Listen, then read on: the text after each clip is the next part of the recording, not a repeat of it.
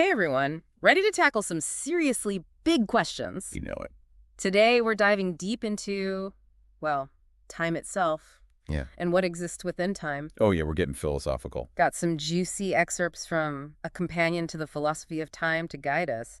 This stuff gets, intense, but we're gonna make it fun, promise. That's where I come in. So, this source lays out three main theories about time. First up, presentism. Only the present is really real.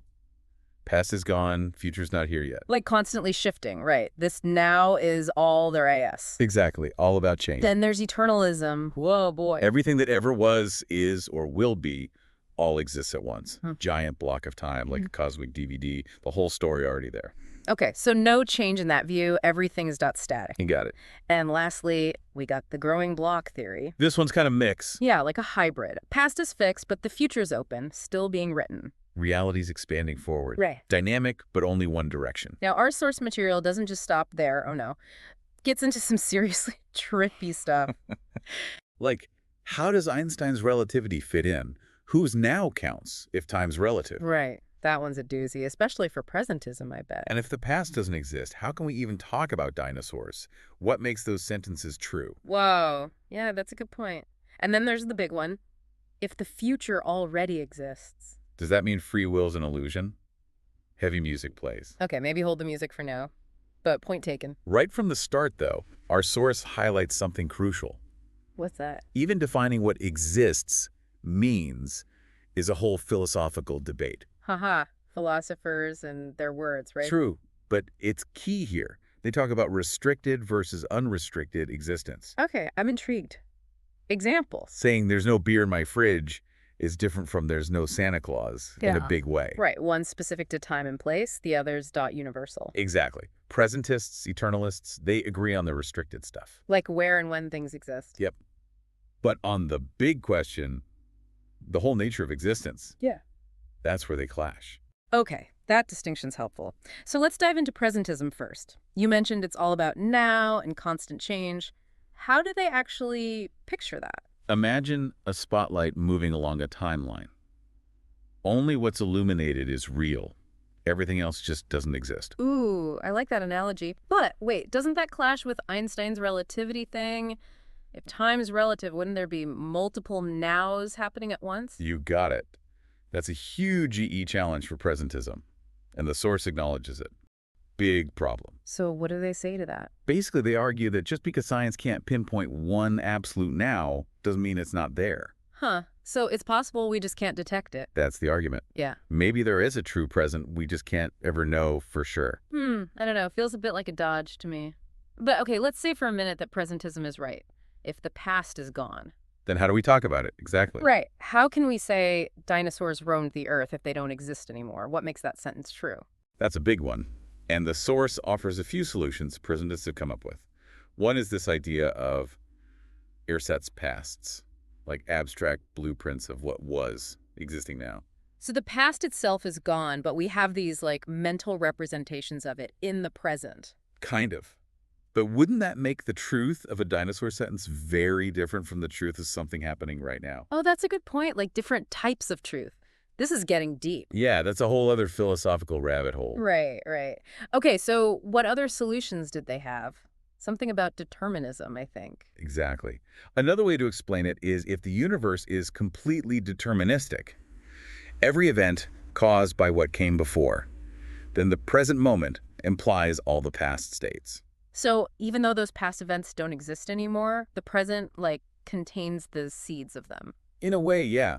But there's a snag with that, too. Quantum mechanics. Oh, right, the randomness stuff. If there's true randomness at the quantum level, then some past events weren't strictly determined by what came before. So even determinism doesn't totally solve it. So presentism's got a lot to figure out when it comes to explaining the past. Definitely makes you think, huh? It does. I mean, does any of this resonate with you so far? Does it feel right to say the past simply doesn't exist? Or do you find yourself, like, holding on to the idea that what happened, happened? That's the question, isn't it? And maybe that leads us right into our next contender. Eternalism. Buckle up, folks. This one's a wild ride. Yeah. Eternalism. It could sound kind of bleak, right? Like if everything that ever was, is, and will be all exists already. Yeah, my first thought was, What's the point of anything then? Right, like if it's all just this big, unchanging block, do free will even exist? That's what I'm wondering. Well, the source makes a kind of surprising argument here. What's that? It says eternalism might not be so different from presentism when it comes to free will. Huh. How so? I thought presentism was all about the present moment and change, the opposite of that static block idea. True, but think about it. Presentism, by saying only the present exists, kind of implies a fixed past and future too. Wait, how does that work? Explain that one to me. Okay, so if the only real things are present things, and those present moments are all causally linked. Like a chain reaction, each one leading to the next. Exactly. Then the future is just as determined as the past. It's just the mechanism for making future statements true is different. I think I see what you're getting at. So it's less about whether the future is fixed, but more about what makes it fixed. Right, the underlying how of it, if you will. Presentists would have to lean on something like determinism, while eternalism just says, hey, the future's right there in the block. So it's a matter of perspective almost. Kind of. And here's where things get even wilder. The growing block theory, with its open future, actually has a stronger case for free will than presentism does. Now that is interesting, but let's stick with eternalism for now. Even if we accept this whole block of time thing. It still doesn't necessarily mean our actions are meaningless. Okay, help me out here. How can my choices matter if everything's already set? Imagine this giant tapestry, right? It's already woven, the whole design's there. But each thread, each color choice, still contributes to the overall picture. I think I follow you.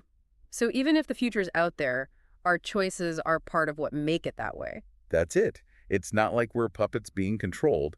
Our decisions are still real, still part of the causal web.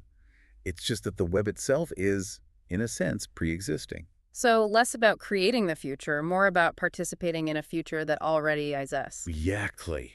It's a big shift in how we think about agency, about what it means to make a choice. Mind-bending stuff. But, okay, I'm starting to see how eternalism might not be such a downer after all. But it still has to deal with one big thing, right? You're thinking about change. Yeah. If everything exists at once, how do we explain that feeling of flow? The past, present, future, that sense of moving through time? And the feeling that this moment is special, the only one that's real. Yep, all that. That's a major challenge for eternalism, no doubt. And our source doesn't offer many solutions on that front, unfortunately. So they can tell us that all moments exist equally. But explaining why it doesn't feel that way to us, that's another story. Yep. Why this moment, right now, feels different. Why it's so vivid. That's where things get really tricky. And honestly, where a lot of the debate is happening right now. So we're left with this big mystery, basically. In a way, yeah. And maybe that's not a bad thing. Sometimes the unanswered questions are the most interesting ones. That's true. It gives us something to ponder, right? I mean, does any of this resonate with you? Does it make sense that all moments are equally real? Or does it just feel dot off? That's the question each of us has to wrestle with. No easy answers in philosophy. All right, feeling ready to tackle that hybrid theory now? The growing block. You bet. It's a strange one, for sure. Well, we've journeyed through some seriously mind-bending territory today, haven't we? We have presentism, eternalism, growing block theory, all trying to make sense of what time is and what exists within it. No easy answers, that's for sure. Definitely not. Each one's got its strengths and weaknesses, right? Presentism, it feels kind of intuitive, matches our experience of time flowing. Right, right. But then you run into those problems with relativity. And how can we talk about the past if it's not really there? Exactly. Then you've got eternalism. Everything just existing at once preserves the truth of all statements about time, which is interesting. But it doesn't explain why this moment right now feels different. Nope.